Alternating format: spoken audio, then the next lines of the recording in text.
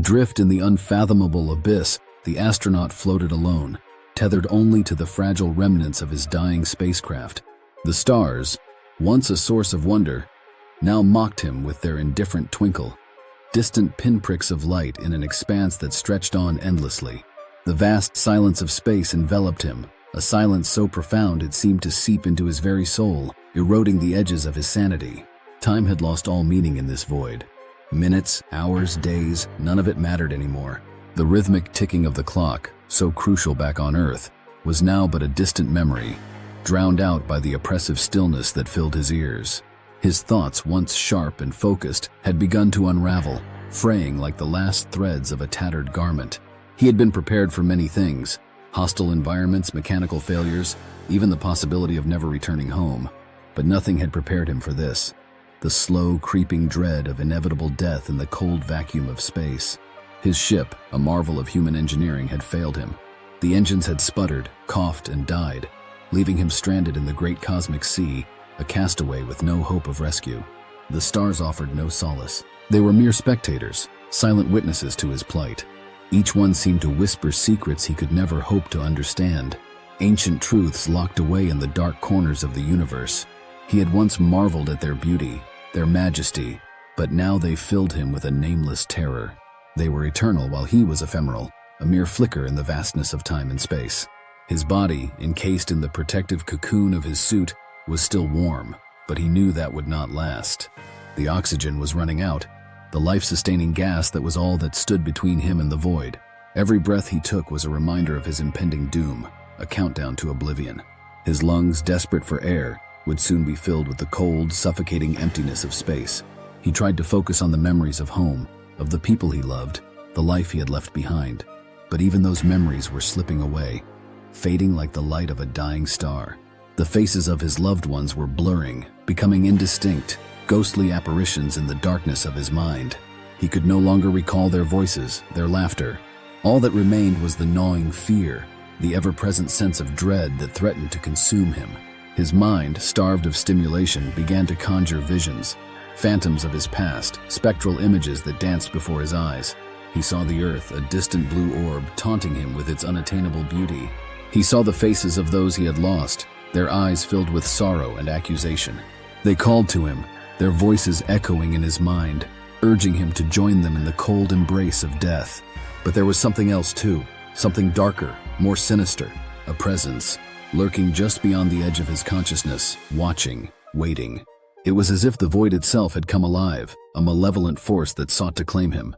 He could feel it pressing in on him from all sides, squeezing the life out of him, draining his will to survive.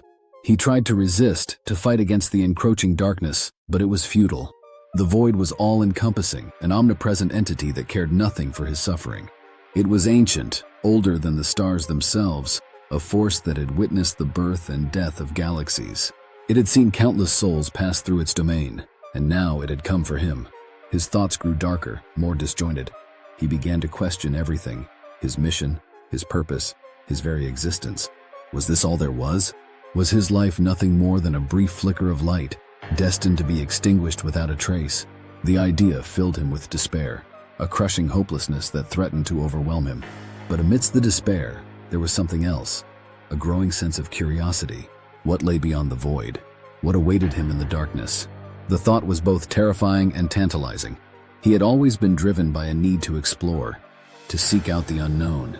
And now, as he teetered on the brink of death, that need had not diminished. It had only grown stronger. The darkness pressed in on him, closer now, almost tangible. It whispered to him, a seductive voice that promised an end to his suffering, a release from the pain. He felt himself slipping away, his consciousness dissolving into the void. But even as he surrendered to it, a part of him clung to the last vestiges of life, unwilling to let go. And then, in the final moments, just as the darkness threatened to consume him entirely, he saw something, a glimmer of light, distant and faint, but unmistakable.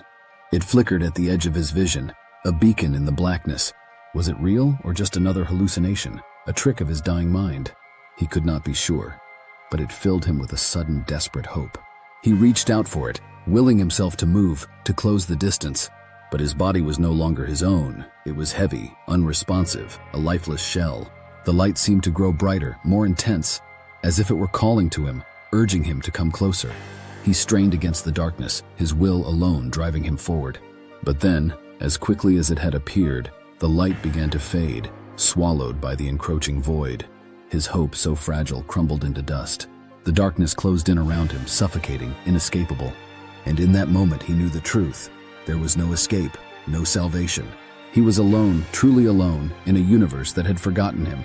As his last breath left his body, the final flicker of life extinguished, he was left with one haunting question, a question that would linger in the cold emptiness long after he was gone. What had he seen in that last moment? Was it a glimpse of something beyond the void, a final revelation before death? Or was it merely the last desperate gasp of a dying mind, grasping at illusions in the face of oblivion? The void offered no answers, only silence. An eternal, suffocating silence that would stretch on, unbroken, until the stars themselves burned out and the universe returned to the nothingness from whence it came.